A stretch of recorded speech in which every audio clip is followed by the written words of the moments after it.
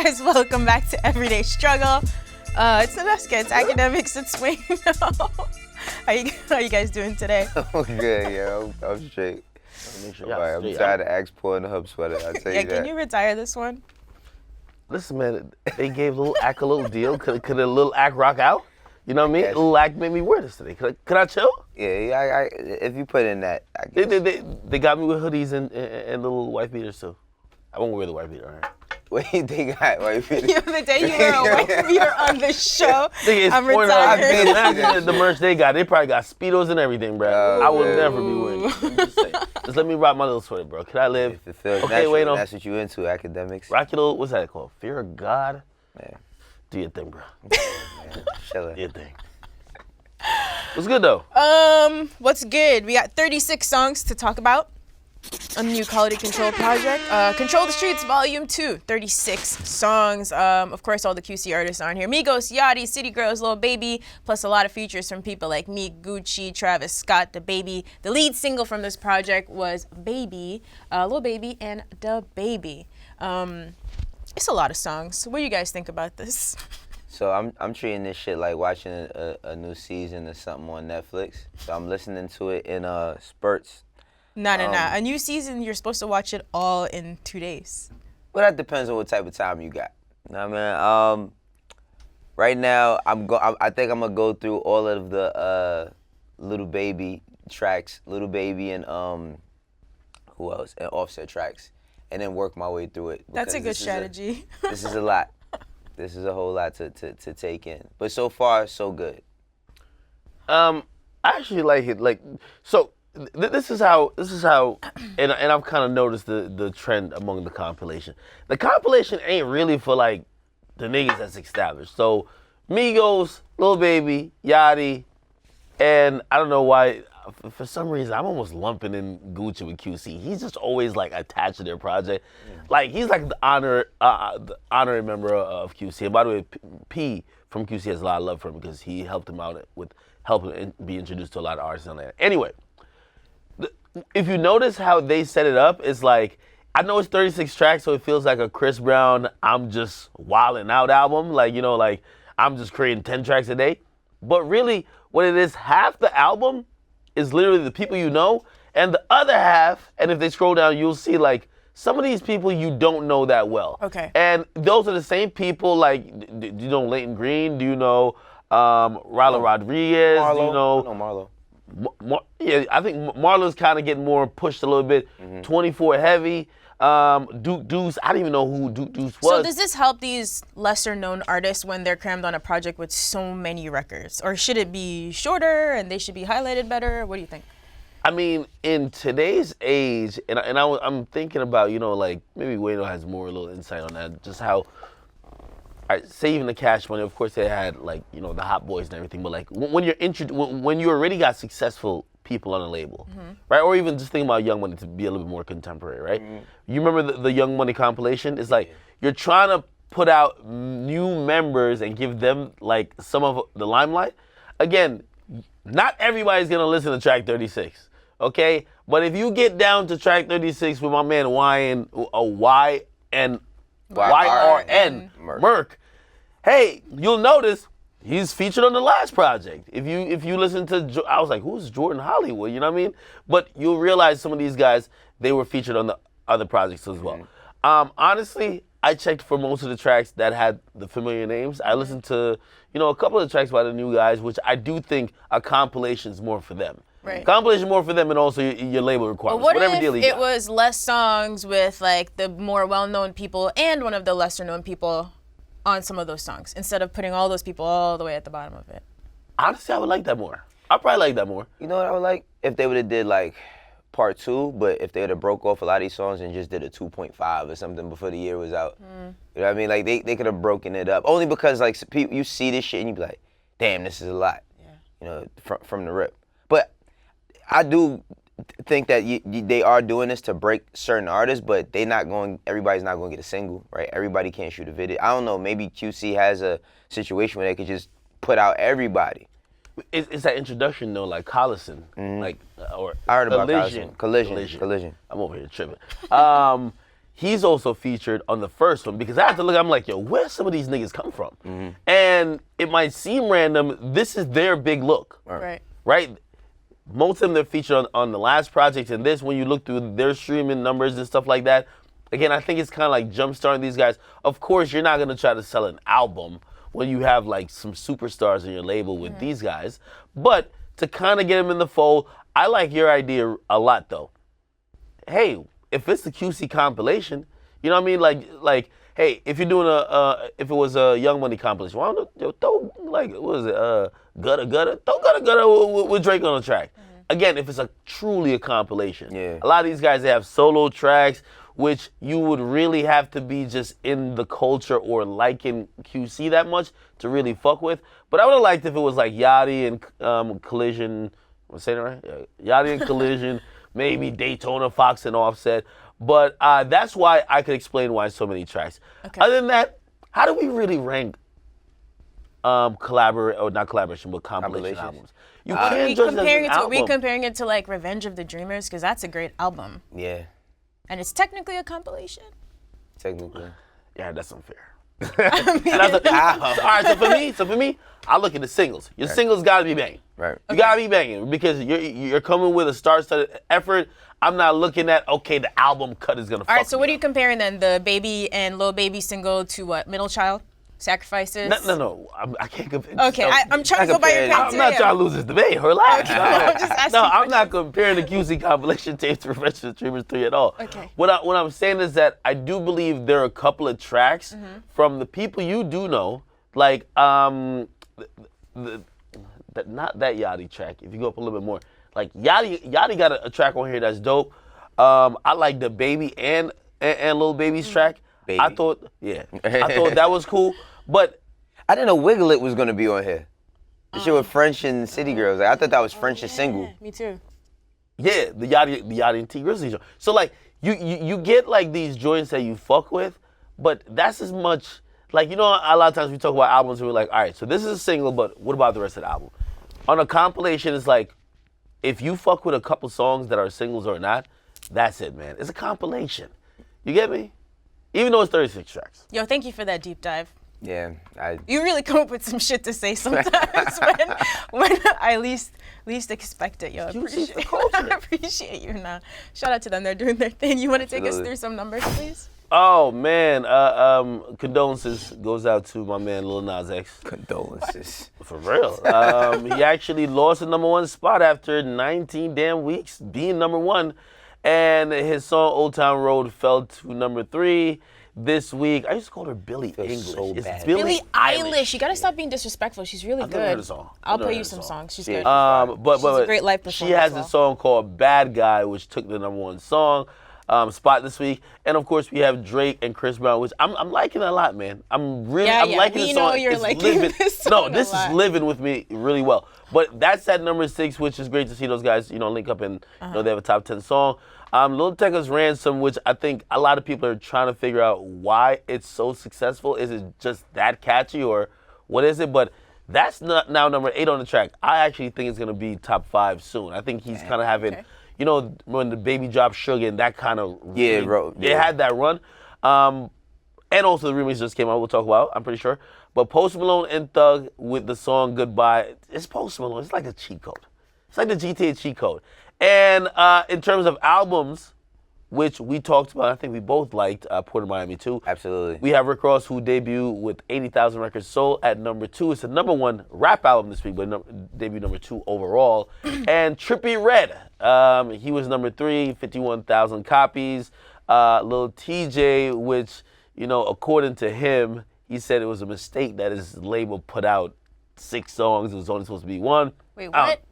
I don't know, bro. How? He said it's a mistake that his label put out an EP because I reported his sales and he's like, no, I only dropped a song, I didn't drop an EP.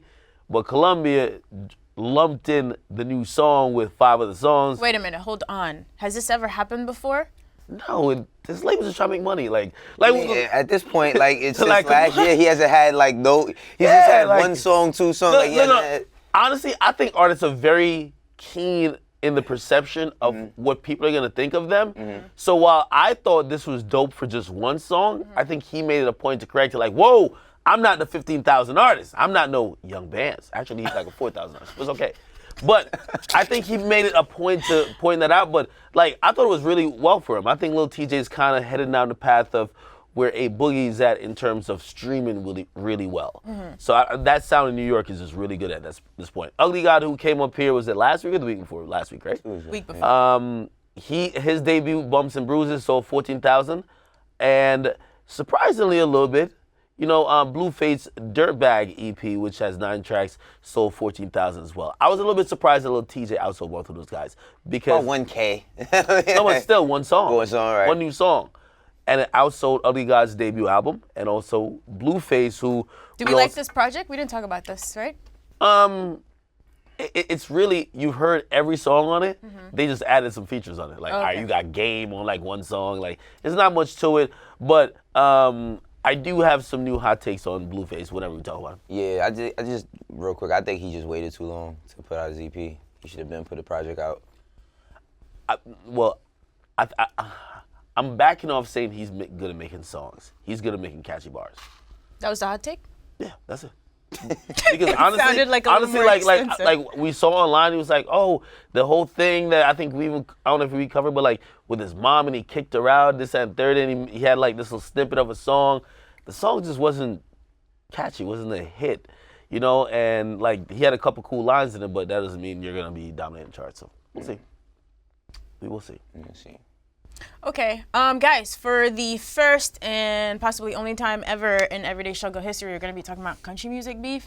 So there's a country singer named Blake Shelton who released a song called Hellright, and he mentions Lil Nas X's Old Town Road.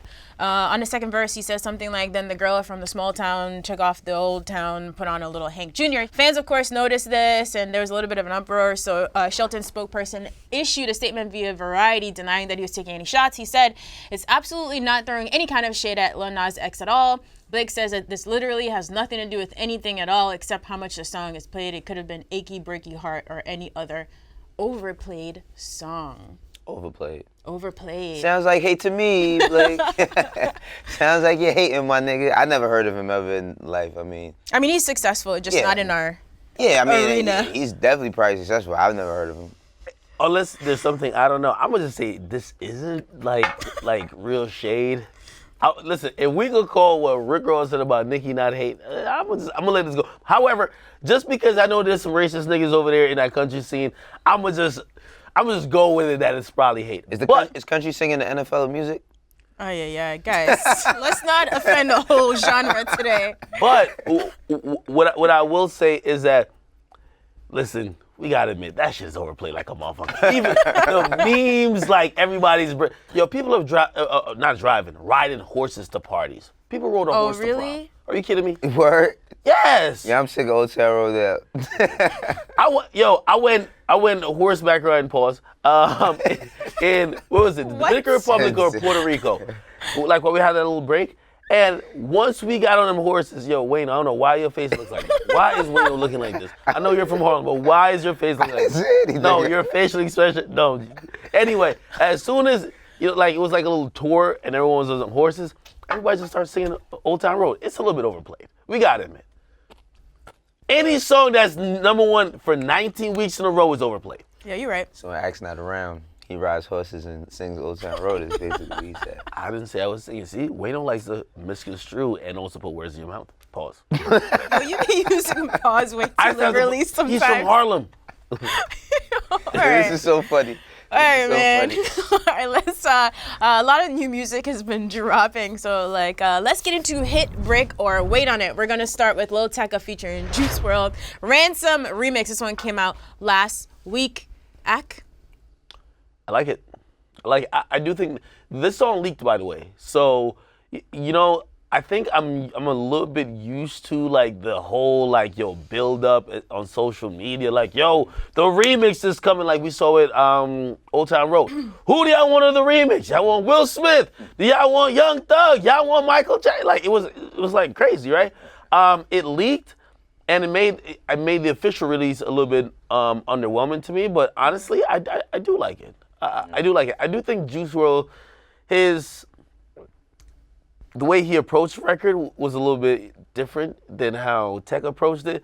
But it was an interesting pairing. So that's a hit or a wave? The song is a hit. You could put me on it and it's still a fucking hit. So it's a hit, really. Okay. I just think that the only reason why Juice WRLD's on this is because like he does well streaming. Okay. No other reason. Wayno? Yeah, it's a hit. It's already a hit. It's the top 8 song in the country. It's a hit already. I mean, that's not gonna hurt it. It only helps it. It's Juice WRLD. No. Ace. Isn't his music leaking a lot too? Like Juice WRLD's music is leaking. Yeah, he said he gonna slap the fuck out of whoever the fuck is leaking Oh. his music. By the way, I watched the whole breakdown and I was actually having a really deep dive in why this song by Lil Tech is a hit. Apparently, like you have like a 2 to 3 times better chance of getting a hit when you're rapping and your hook contains rapping about colors. Just like Black and Yellow by Wayne. No, not by Wayne. Wiz Khalifa? Tripping. What he did a remix of Wayne. Really? Colors? Yeah. So when in this chorus where it's like I got black, I got white, whatever. Simple shit, color shit, like people like, I don't know if this is all the way true, but I'm working on a theory. Did they explain the psychology behind it? Not fully, but maybe like, you know how they say like in fast food restaurants, they have certain colors. That's why they have the With temperature. makeup too. T-Mobile, Like, all that hey, kind of T-Mobile has stuff, that pink, like they own that pink. Nobody else can use that pink because it's the most attractive color to eye. Yeah. And I'm pretty sure someone has thought about this much more because if people could figure out the science of getting a hit in music, period, you'd probably be one of the richest people or have one of the best. It's going to get disgusting if people figure that shit out. Mike Herron got the formula. I was gonna say, yeah, if anyone has it, it's that guy. All right, that's interesting. All right, how about this one? Pop Smoke and Nicki. So this is a Welcome to the Party remix. Also came out last week. Wayno, what do you think? I think, Welcome to the Party is already a hit. What's messed up about this song, not messed up, but because Nicki has Keep going, because it's so much other stuff surrounding Nicki, nobody's highlighting how this is a really dope verse. Okay. You know what I mean? It's like people are talking more about Nicki outside of music than her having a dope verse on this, but it's a hit. So far, the only feature with Nicki we haven't seemed to like is, what is it, the one with Megan? Otherwise, I feel like we all agreed that she always bodies the features, right? Absolutely. I like this feature by Nicki. I'm just tired of her using like these references to like basketball players. Like she uses like the same too. Like someone has to like show her an All-Star game. Throw Lillard in the mix. You know what I mean? Like damn it, James Harden exists. You get me? It's not only Jordan, LeBron, and like 2 other niggas. You know what I mean? But other than that, I thought the record was cool though. All right, this one is interesting because 2 people who are just amazing at making hits. Swae Lee featuring Drake, Won't Be Late. So this is the lead single from Swaecation 2. Swaecation 2. I'm gonna say wait on it. I think it's gonna work, but really only because the name's attached to it. I think So you don't actually like the song itself? I think this is a average and amateur attempt at Afrobeat. Oh. I'm sorry, like these days we're getting Burna Boy, we're getting Wizkid, we're getting a lot of people who are doing authentic Afrobeat music and it's crossing over without them having to like compromise with like, oh, let's get like someone from the US or let's get French on the shit. No, it's just popping already. Like, salute to Davido. Like, I'm sorry, I listened to this and I was like, salute to Michael, by the way, he produced this. I was like, I like the beat, but hearing both of those guys on the record, I was like, this is an Afrobeat joint that probably Burna Boy could have probably bodied. It was produced by Techno? Yeah, Techno. Okay, well, I heard the eardrummers tag at the beginning. I'm sorry. He's probably an eardrummer's producer. That's why. All of them use the same drop. I think that this is gonna be a brick. Because I just don't see the energy around it. It doesn't, like how Axe said it, it seems like a poor attempt at Afrobeat. It sounds like a forgettable like Drake feature. And his features aren't usually like, you won't just bypass them, so I don't think that this one is gonna work. Not part of the Drake stimulus package, this one? Not this one, not for me. Underwhelming. Okay. All right, we got one more. Jeezy featuring Meek Mill. So this is it's called MLK Boulevard from Jeezy's upcoming album. TM104, The Legend of the Snowman. They're going over some Lex Luger production on this one. Thoughts? Lex Luger, I think wait on it. I don't think it's like I think it's just a joint that heat up the streets. I don't think it's like to be like a big record. But I say just wait on it. But it's dope. Okay. It's dope. I feel bad because honestly, Jeezy like Sluger, like that sound, you know, shit. It was co-produced by Shorty Red, even better too. But you know, like if this shit felt mad dated, you know. And honestly, if I really had to say how I feel this was performed, I would say it's not gonna perform. I would say Brick.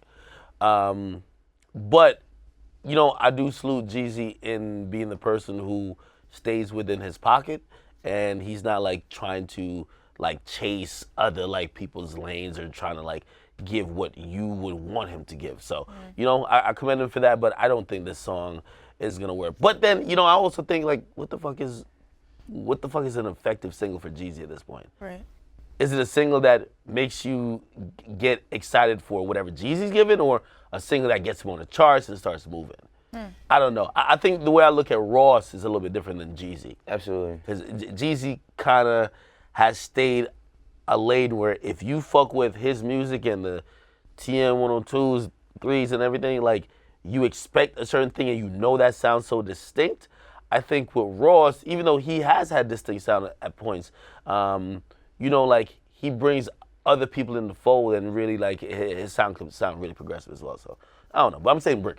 Yeah, I think I just, you know, at this point, I just into whatever the Jeezy album is gonna be. I'm not waiting for a single to tell me what I should think. I'm just gonna go into the Jeezy album. Okay. All right, so we've talked about DaBaby a lot this year. One of the criticisms here is that like there's too much controversy surrounding him, although we really like his music, so everyone's sort of curious to see where he ends up in the next couple of years. So he just did an interview with Capital Extra out in the UK and said he's working on a new album. Here's what he had to say.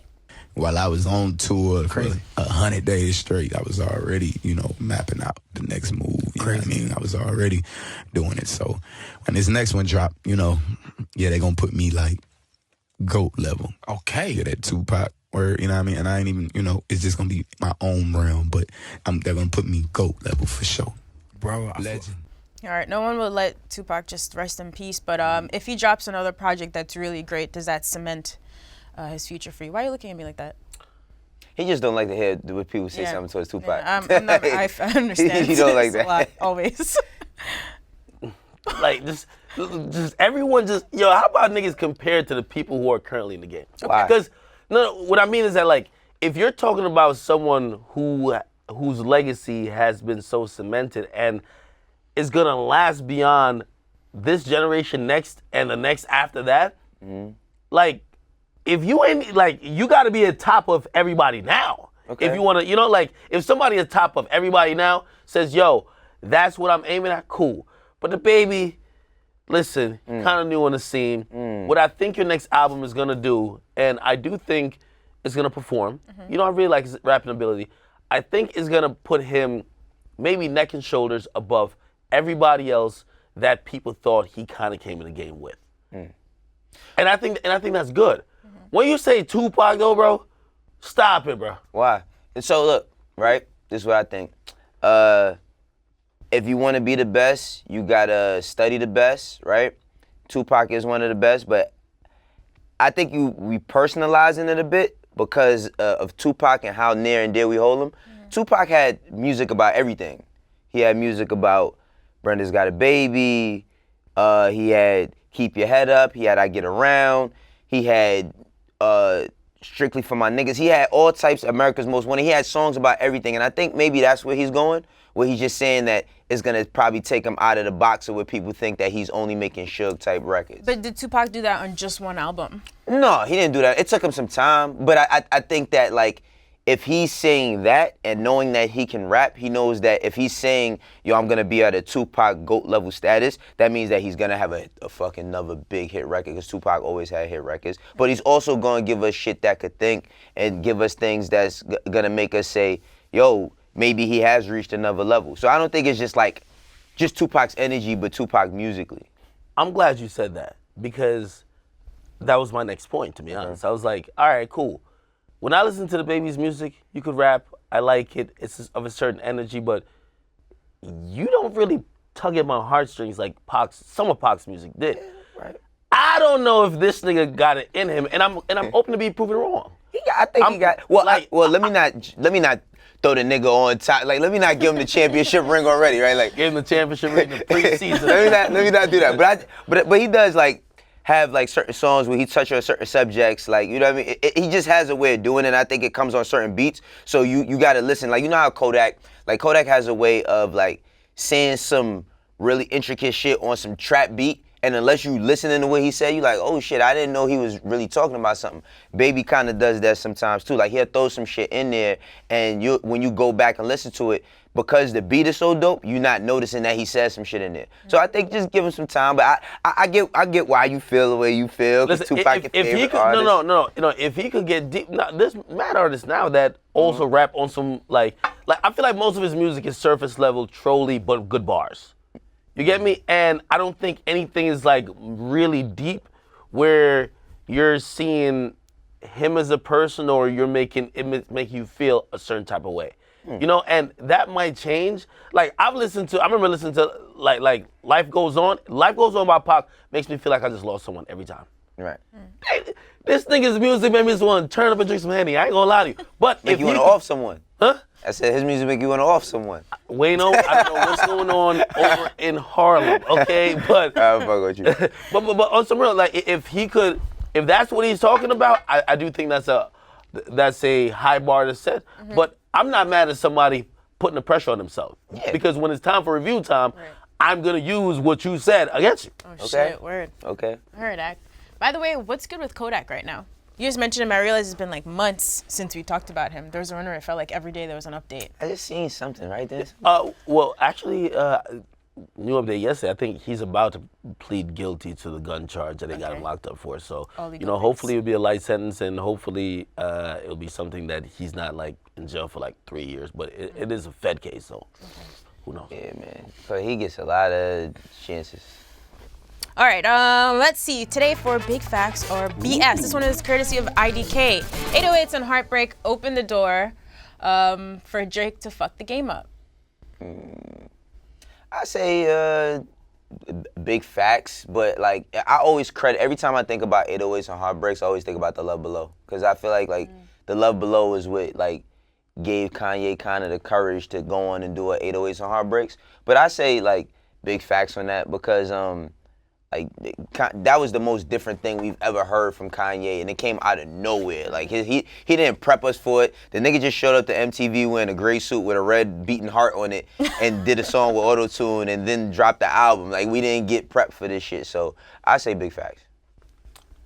Yeah, this is Big Facts, and really it's only tough to digest this as a fact because honestly, even though I've acknowledged its impact and how much it means to like some of the artists who I hold near and dear, I'm not the biggest fan of 808s and Heartbreaks. Really? But its influence is definitely massive. And what came from it and what it normalized and allowed other artists to do really changed how music and what people were putting out and how just like vulnerable people were just in music. So I'm gonna say Big Facts. But again, I always give Kanye the credit of taking the arrows for doing it first or being progressive, not necessarily all the time doing it right. You get me? Like Yeezus, he took the arrows for really mixing genres, and he had these songs that were structured so weirdly. I don't think he did it all the way right, but someone had to take the arrows for someone else to come along and do it right. Do you feel like someone has done it right since then? Whatever he was trying to do on that? In a lot of ways, other people have tried it, but from even Yeezus, I see like you don't get an Astroworld without Yeezus, I believe.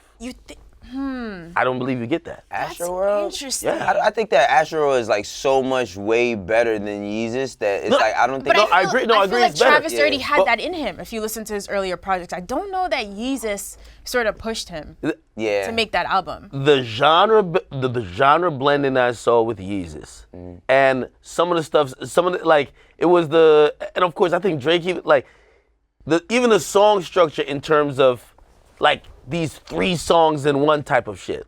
You saw this on Yeezus. Like it was a lot of confusion. Like what the fuck am I listening to? Oh, Here's Chief Keef. Okay, cool. Then someone else jumps in. Oh, King Louis. Like, it was a lot going on that was hard to decipher, and I don't think he executed it all the way perfectly. But see, I do Wasn't think Travis involved in that album? Yeah, I believe he was. Because I feel like Travis sort of influenced that album in a way, and then Kanye just took it to an extreme. I think that too. And I was about to say another thing too, Tyler the Creator, because Tyler the Creator was putting like, not necessarily changing from song to song, but he was doing beat transitions to where like the song will go, and this was on, is this the second album? Is it Goblin? I think it's Goblin. Like he's doing certain songs where it's starting a certain way and it's ending a certain way. And then I started, did Kanye do that? Kanye did that like on College Dropout. There's certain songs that went changed, but I think Tyler, how they was doing it on some dark shit, Kanye started getting into that after he started picking up on them as well. So I think that Yeezus is influential, but it had influences from people prior too, like younger people. That's when he started getting on his youth shit. Listen to Youth. I felt like it was it was a Travis Scott album that Kanye tried to make to a wild extreme. That was my thought at the time. But it still was brave. It still was brave, just like 808 and Heartbreaks. Like, that shit was brave. I know in hindsight. That one was just so much more impactful. I just don't know what impact Yeezus actually had. People calling it trash. Nah, I think Yeezus had a lot of impact. Well, but the way I see most of these niggas like experiment was, all of these niggas got like some reggae side in them now. Okay, I'm serious. Like when Kanye did it, and when he was infusing drill music with almost like seeming almost like gospel, and then you hear someone that's doing reggae jump on all the same track. That felt like maybe not all the way sequenced right, but like just the vision of thinking that was even possible when all these things were so separate. You know, I'm giving him credit for that. Yeah. But yeah, a lot more people have definitely, nailed it better. Plus, hey, you never know. He's like, 10, 15, 20 years down the line, we'll see. So maybe it's still to come, right? So yesterday we were talking a lot about Jay, his new partnership with the NFL. And we had a fan question about this, and conveniently enough, Vic Mensa just spoke to TMZ. The homie. He said, yo, guys, the Akademiks and Vic Mensa reunion has to come at some point, right? It's gonna Vic, hit my line, man. It's going to be a moment. You wearing dresses now, bro? We got to talk. let's just get to it. Pause, actually. I got No, that was not even a pause. All right. So that's we got to talk. Vic told TMZ that he really thinks that Jay is actually eventually going to help out Kaepernick. He said, I would be surprised if Kaepernick doesn't get a job with Hov being in the NFL. He goes on to say that he thinks Jay's intentions are in the right place. So a fan question from yesterday that we didn't get to, because again, we were talking about, of course, there's a lot of uproar now, but is there a long game here? Stop it, Akademiks. With the reports now saying that Jay will become part owner of an NFL team, do you think he's doing this to actually put Kaepernick back in the league and include him on his team? Now, saying that he's doing this specifically to get Kaepernick back on a team is a stretch, but again, long game or not? Well, I don't know JayZ and Kaepernick's relationship, and according to Nessa, it's a lie that Jay said he spoke to him or whatever the case may be. I don't think it's impossible for him to do something with him in the NFL or try to implement him into the social injustice activations, etc. I think that would be a good idea, but he's not doing it for that. Like, he's not doing it for that. Like, while Kaepernick has been, very influential in how people have viewed like police brutality and all the injustices that people go through, I don't think that Jay-Z's direction is centered around Kaepernick. I think it's for a bigger picture. Kaepernick did his part. Jay's trying to do his part, whatever he can do. I would be surprised if whatever Jay's doing links with Kaepernick after this point. Right. Just because I feel like, just based on what I saw Kaepernick's girlfriend Nessa say, and even Kaepernick, still supporting those players. By the way, everyone has mentioned, he has his settlement to send third, but it doesn't mean he has given up what his cause is and what his fight is. Mm-hmm. And I think if we saw them together in the near future, from now till 2-3 years from now, I would perceive it as the NFL brokered your trust and your involvement. If they couldn't get you on board, even after they gave you reportedly maybe like $30 million, right? They still couldn't get you on board where you're one of the people who are sitting with Roger Goodell and doing whatever. They then figured out that getting JayZ means more because he'll get you on board. So like having someone broker, when you have an issue with someone and it gets brokered by someone else, I think Kaepernick's a little bit more astute to not do that. But doesn't mean that JayZ won't do things with other people who either feel the same way as Kaepernick. Right. Let's see. You've been using the word astute quite often. Hey. I like I that had you're academics on the spelling bee. I like that he's. Oh man, are you a good? No, I'm good at spelling. Guys, I just filmed a new episode of my spelling bee for Apple Music with ASAP Ferg. So it's gonna be pretty hilarious. Yo, listen, if it was me and Stephen A. Smith in a spelling bee, I would give him that work. What? What? You know, he used a lot of words. Yeah. Yo, I used the word, I used who's yesterday. This nigga Wayno eyes opened up. Nigga said views.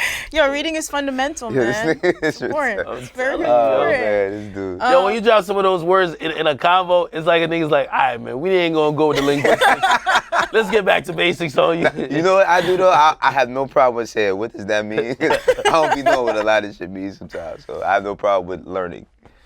All right, so we're gonna end on a slightly petty note. All right, so you guys know that Wendy Williams is very outspoken. She ruffles a lot of feathers. Rappers are always pissed at her, getting pretty emotional about it. So yesterday, 50 Cent decided to be petty. He hopped on Instagram, and here he is showing footage of Wendy Williams getting denied entry into his pool party. In the caption, he said, "You can't just show up to my party if you've been talking about me.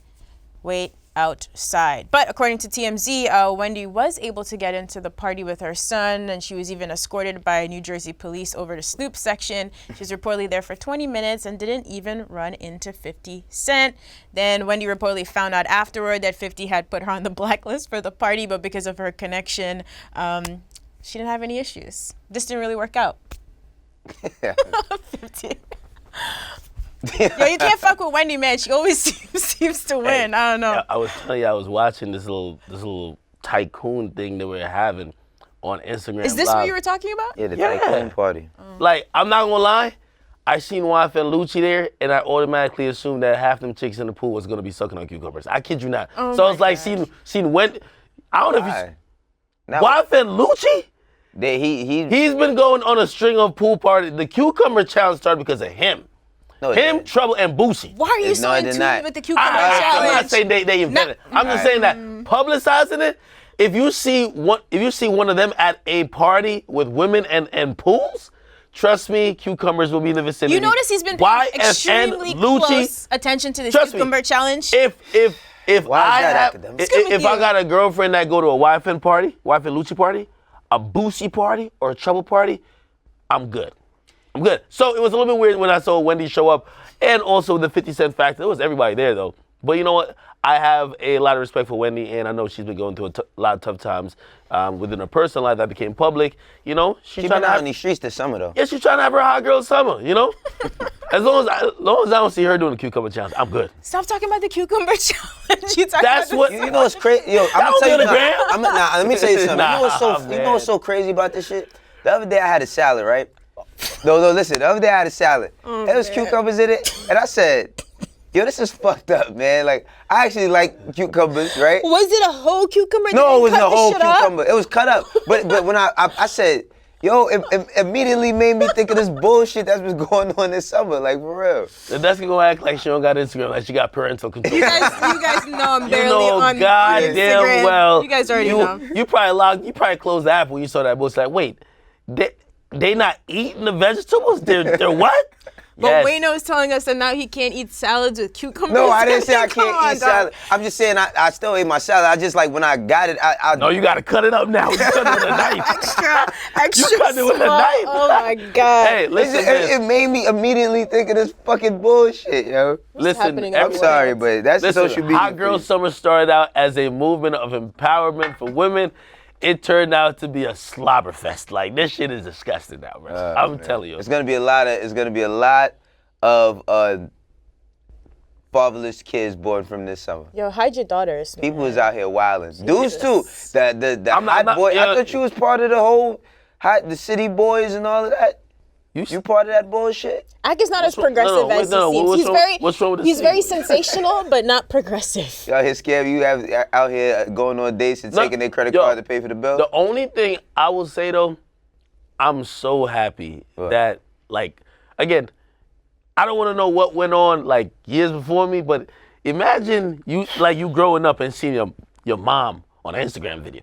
Like, yo, damn, like, I see pregnant chicks wilding. Imagine you growing up and seeing your mom wilding while you were pregnant with you. Listen, I grew up in the your mother joke era. My mother jokes would have been crazy if I was a kid today. My shits would have been crazy, like, cause you can actually see like you can see people's moms. Nah, the mother jokes would have been crazy today. I have high hopes for these kids growing up today, yo, for real. But on a serious note, it's too much. On a serious note, really? Now, I do support all these queens. If they want to suck on cucumbers, do your thing. We gotta go. We have- You guys, I'm thank you for empowering watching whatever. Everyday I'm Struggle. empowering them. Just don't go horseback riding with academics. I don't shame. Listen to Old Town Road. This guy, right? I don't shame anyone.